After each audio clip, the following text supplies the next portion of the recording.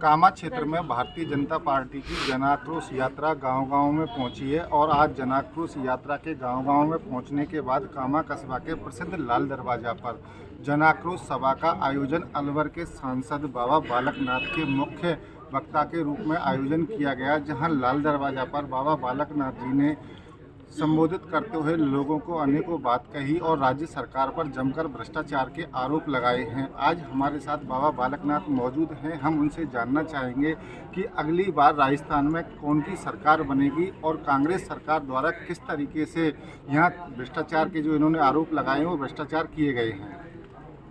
जी महाराज, आपका स्वागत है आरडी न्यूज़ पर। हाँ जी, ऐसा है कि भ्रष्टाचार के आरोप ही नहीं लगाए गए, बल्कि ये यथार्थ सत्य है कि उन लोगों ने भ्रष्टाचार व्यापक रूप से राजस्थान में किया। जिस प्रकार से अपराध, भ्रष्टाचार, ज़मीनों की लूट खसोट, अवैध रूप से खनन, ये राजस्थान के इतिहास में चरम सीमा पर है। आज़ादी के बाद में इतना बुरा शासन, इतनी बुरी व्यवस्था कभी राजस्थान के लोगों ने देखी नहीं। जिस प्रकार से खंडर राजस्थान को आज इस कांग्रेस सरकार ने कर दिया है। खंडर मकान होता है, उसमें से धूल उड़ती है। ऐसे ही राजस्थान में इस कांग्रेस के कारण आज धूल उड़ रही है, भ्रष्टाचार की धूल उड़ रही है, अपराध की धूल उड़ रही है और साथ ही साथ में इन लोगों के द्वारा जो जनता त्रस्त है अपने विकास को लेकर, तो विकास का कहीं बोलबाला नहीं है, विकास का कहीं कोई नामो निशान नहीं है। तो सड़कों का बुरा हाल है। तो चारों तरफ से भ्रष्टाचार की धूल हो या एक रोड टूटी होने के कारण, गांव के विकास को आगे न बढ़ता हुआ देखने के कारण जो उससे लोगों को समस्याएं पैदा हो रही है, वो सब आज राजस्थान में यथार्थ स्थिति है।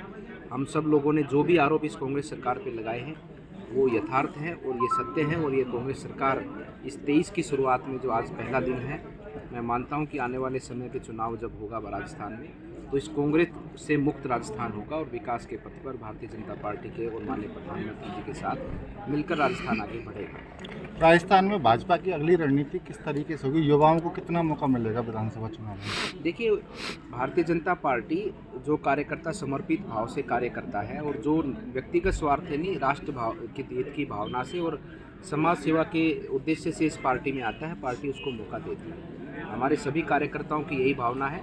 और देखो, लाखों लोग हैं, लाखों कार्यकर्ता हैं पार्टी के, लेकिन कहीं ना कहीं कुछ ऊपर वाले भगवान की भी कृपा होती है। तो किसी एक को टिकट मिलनी होती है, तो वो जिसको भी टिकट मिलेगी वो कार्यकर्ता सब मिलकर उसको जिताने का काम करेंगे। और निश्चित रूप से एक एक कार्यकर्ता काबिल है, ऐसा नहीं कि कोई एक काबिल है कोई दूसरा नहीं है, सब कार्यकर्ता काबिल है।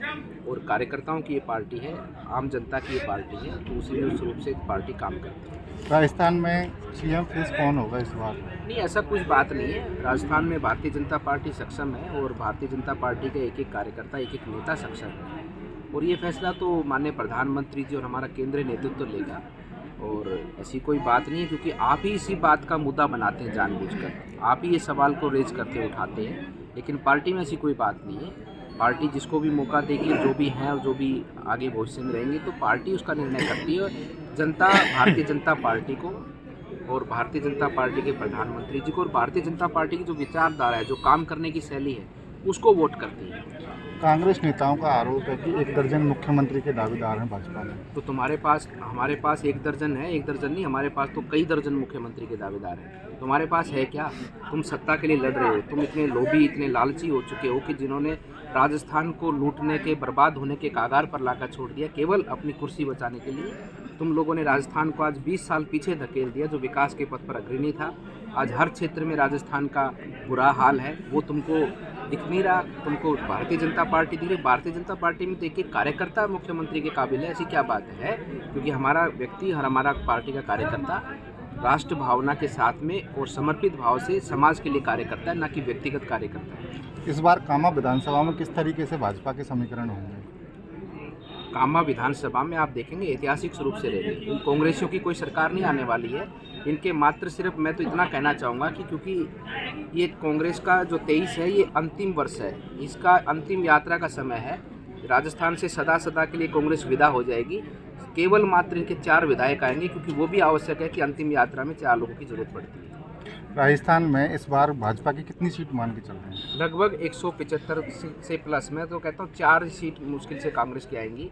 और जितना हमारा आंकड़ा है कि 175 से प्लस, लेकिन मुझे लगता है कि जो स्थिति राजस्थान में बनी हुई है, मुझे लगता है कि राजस्थान में लगभग 100% तो नहीं कह सकता, लेकिन मैं मानता हूँ कि 100% के करीब ही होगा। 196 से बढ़कर सीटें आएंगी। कामाएँ है जो क्षेत्र है ये मुस्लिम बाहुल्य क्षेत्र है, तो यहाँ से किस तरीके से प्रत्याशियों नहीं, को हमारे चयन- देखो, भारतीय जनता पार्टी राष्ट्र की पार्टी है, भारत के नागरिकों की पार्टी है, और यहाँ पर मुस्लिम बाहुल्य क्षेत्र है, तो मुस्लिम हमारे कैंडिडेट होंगे, क्या दिक्कत है उसमें? जो राष्ट्र के लिए समर्पित कार्य करने, हमारा किसी संप्रदाय विशेष से या किसी धर्म से विरोध नहीं है, हमारा उन अपराधियों से विरोध है जो आपराधिक रूप से कार्य करते हैं। वो समाज के हित में ना तो इधर से ना उधर से है। हमारा विरोध अपराधियों से है।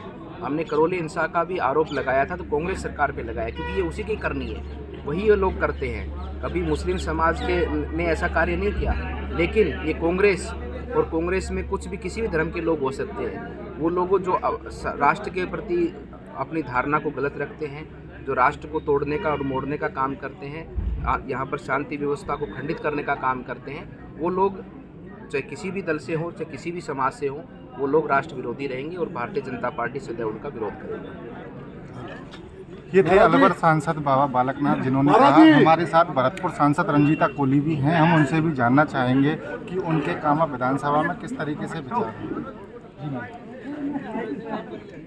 जिस तरीके से अभी आपने पूछा कि कामा विधानसभा में किस तरीके के विचार हैं, मैं मानती हूँ कि कामा विधानसभा एक सामुदायिक विधानसभा है, लेकिन ऐसा नहीं है कि हम लोग किसी को भी टिकट देने के लिए कतराएंगे। यहाँ राष्ट्र के लिए चुनाव लड़े जाते हैं और राष्ट्र के लिए ही जो समर्पित है उनके लिए ही यहाँ पर देखा जाएगा। मैम, आप लगातार भ्रष्टाचार के आरोप लगाती हैं, अवैध खनन के आरोप लगाती हैं, क्या उन पर अंकुश नहीं लग रहा है प्रशासन में या सरकार में? आपकी बात को तवज्जो नहीं दी जा रही? सबसे पहले तो मैं कहना चाहूँगी कि जिस तरीके से मैं आरोप नहीं लगाती, ये सत्यता है कि यहाँ जो कामा विधानसभाओं में जो भ्रष्टाचार फैला हुआ है, ये किसी से चूका नहीं है, पूरी जनता जानती है।